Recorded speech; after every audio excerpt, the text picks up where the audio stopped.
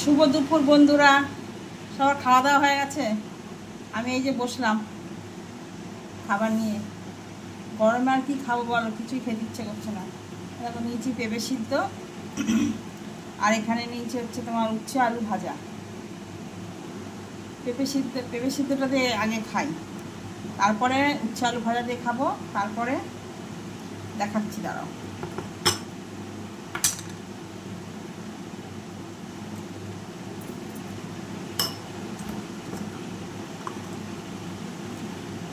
লবণ না হলে না খেতে পারি না। আজকে একদমই কিছুই রান্না করিনি, মাছের ঝোল আর হচ্ছে তোমার এই উচ্ছে আলু ভাজা করেছি। বেশি রান্না করে কে খাবে বলো, বিকালবেলা তো আমাকে আবার রুটির জন্য কিছু করতে হয়।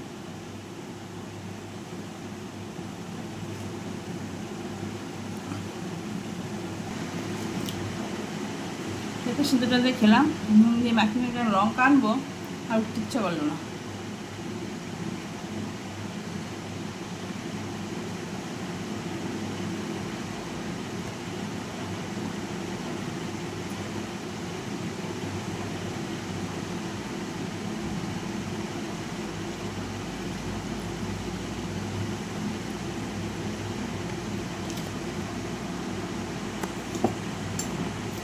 উচ্ছে ভাজাটা খুব ভালো লাগলো, অনেকদিন পরে খেলাম তো উচ্ছে ভাজা।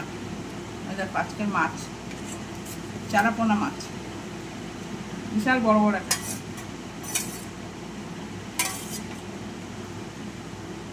একদম মাখা মাখা করে রান্না করেছি।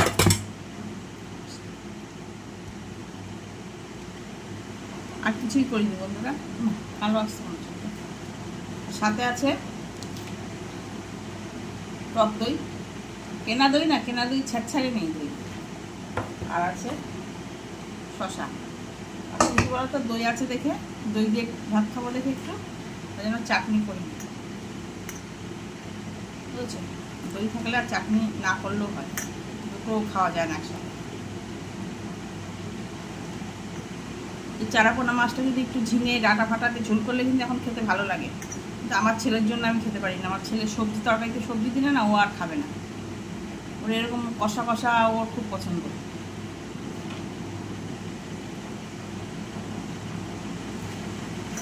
খেতে ভালো হয়েছে বেশ, নিরামিষ কিন্তু, পেঁয়াজ টিয়াজ না, জিরা আদা বাটা দিয়ে আর টমেটো দিয়ে।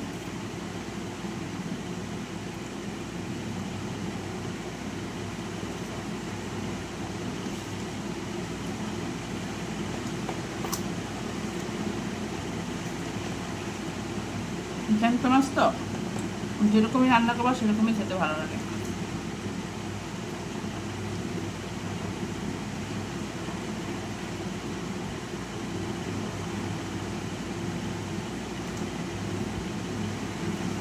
তাহলে বন্ধুরা আমি আস্তে আস্তে খাই, যারা যারা খাওনি এখনো অবশ্যই খেয়ে নাও, 3টে বেজে গেছে।